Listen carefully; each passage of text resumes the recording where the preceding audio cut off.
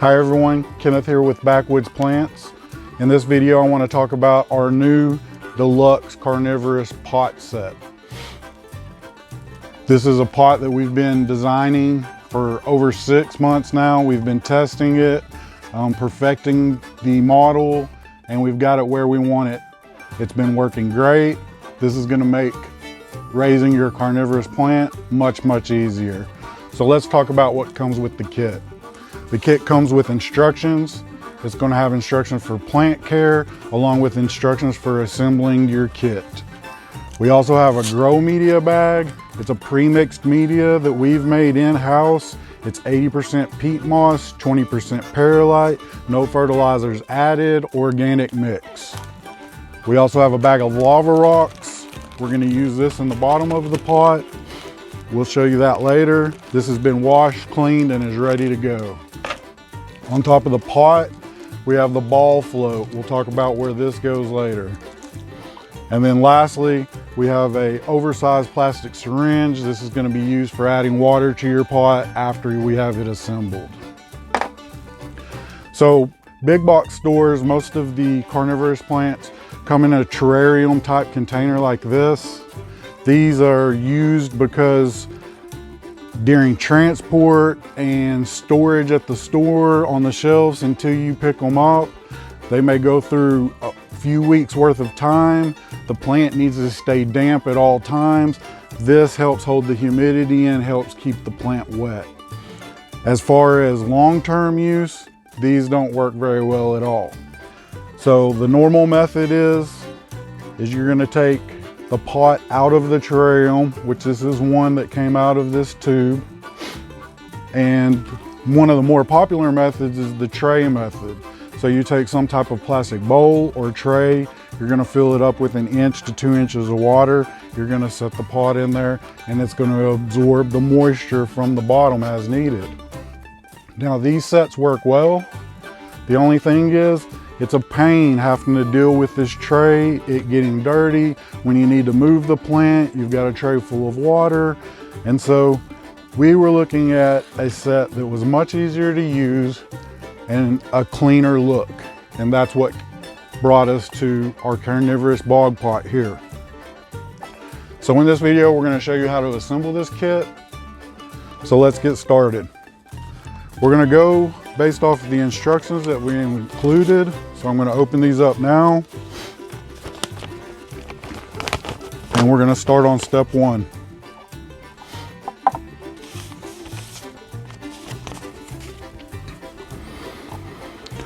So first off, there's 2 items needed before you start this.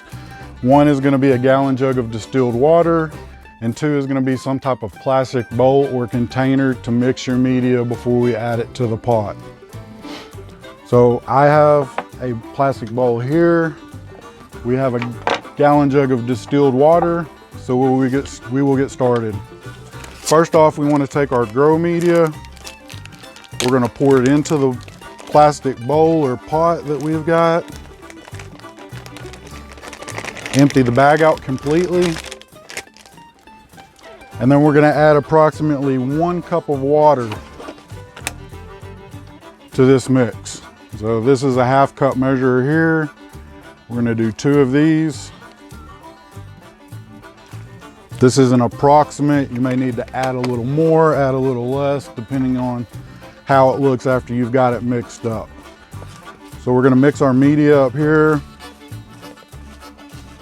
And what we're looking for is a very wet consistency. We don't want any moisture or water sitting on top per se, but once it's fully mixed, we want to be able to take a handful of that and squeeze water out of it. If it's like that, then we know our mix is correct. So now that we have this mix, we're going to set this to the side and we're going to move to step 2. Step 2 is going to use our lava rock and our new pot. One of the things I want to point out on the pot before we get started is the pot has this square tube in the corner. This is going to be used for adding water and for monitoring our water levels. As we go through this process, we do not want to get anything in the square tube. We want to leave this part clean, and you'll understand why when we get done. So we're going to take our lava rock. These have been pre-measured for the pots. They're ready to pour in. You're going to use it all. And what we want to do is we want to spread that lava rock evenly in the bottom of our pot. Get it all laid down and as even as possible. Now once we've done this, we're ready to start to add the plant. So we're going to take our grow media that's been sitting here absorbing the water. We're going to go ahead and we're going to fill it up, being careful not to get water into our square hole here. We want to pack this down well. If we don't, over time it's going to start to settle and sink, and we don't want that to happen. You also don't want to push too hard. We don't want to get our lava rock that we leveled out in the bottom all mixed up or to one side. We want to try to help keep that even layer at the bottom.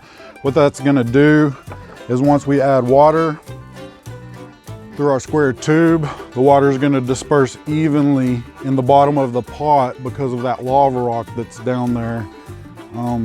It works much better than just the peat directly in the bottom itself. So now that we have this and we have the grow media approximately level with the top of the pot, we still have extra grow media if needed. It's time to put our plant in. So when you buy these plants, a lot of them have black traps, dead traps. This is part of the normal process. There's nothing wrong with this. As long as you have some good green live material, these you'll just take scissors and you'll trim off the dead leaves as needed. But when you go to the store and buy these, if you see black dead ones, that's completely normal. There's no issue with that. So as long as you know there's some good healthy growth coming out of it, you can feel comfortable buying it. So normally what I do is if the plant is really damp, it's going to be hard to get the plant out all at one time as a whole piece. Plus, I also like to get the plant established in the new media a little bit instead of using the media that came in it, as I don't know how old this media is. And this stuff appears to be more just peat moss, which doesn't have the perlite in it. And so without the perlite, it won't get as much air through it and will tend to sit wetter. They like to stay damp at all times, but they don't like to stay waterlogged. So we like to have good drainage in the media itself. So a lot of times what I do, if it's a pot that I can't reuse or is flimsy, I'll take a pair of scissors and I'll go right down the side of the pot from top to bottom, split it open, and it makes it easier to get that plant out of there.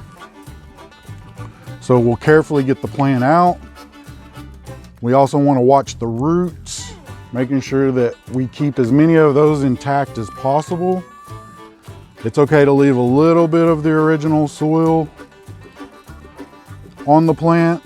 We're not going to, try to get down as bare as possible, which could potentially cause damage to some of the roots. So now that we have our plant ready, you can take a finger, you can take a clean magic marker, you can take the tip of a pair of scissors, whatever you need to do, and just waller a hole out in the middle of your media here. What that's going to do is give us a plug where we can stick our plant down in there.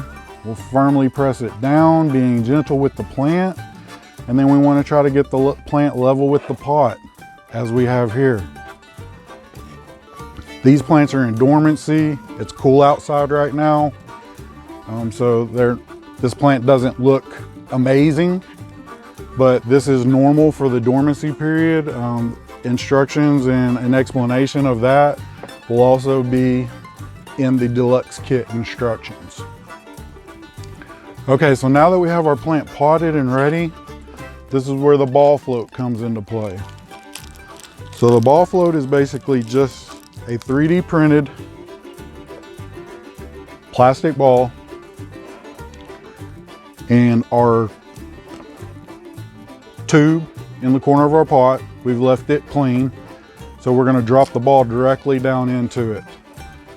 What this does is it's gonna make your water levels more visible. You can use this pot without the ball, but the neon yellow just helps you to look down through the tube and see where your water is sitting in this pot at all times.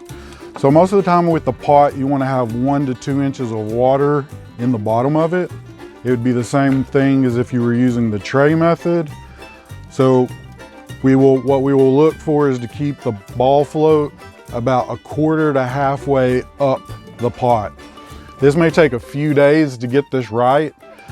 As you add water, it's going to fastly absorb it for the first few days until it levels out. Then you shouldn't have to do it very often. It will depend on temperature, light frequency, humidity, but normally I don't have to add but once a week or so.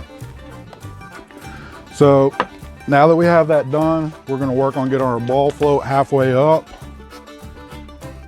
So I'm gonna add some distilled water to a glass here.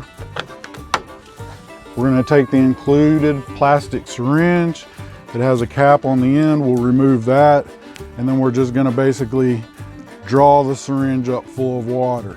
And we'll use this to stick down into the square tube. And we'll continue to add water until we get the ball halfway up. This actually went about 3/4 of the way up, but it's gradually sinking now. And we can sit here and do that, you know, a few more times over the next 30, 45 minutes. It's really not a big deal if the ball hits the bottom. The big thing is if you press on the growing media itself, it should be spongy and wet, but noticeably wet. The key factor is never let these dry out, and you're gonna have a good, healthy plant as long as you give them the right amount of light and give them their winter dormancy period, which is all also included in our instructions. So I hope this video was helpful. Please check out our other videos. You can find us at Backwoods Plants on Instagram and Facebook, or you can email me at backwoodsplants@gmail.com. Thank you for watching this video. Check out all of our affiliate links in the bottom. If you're interested in one of our deluxe kits, we will be selling them this spring at the Conway Farmers Market starting April 24th. Or you can contact me directly if you live out of state, and we will work something out. We have not started selling these online yet, but we are hoping this will help people to grow carnivorous plants with very little effort. Thank you.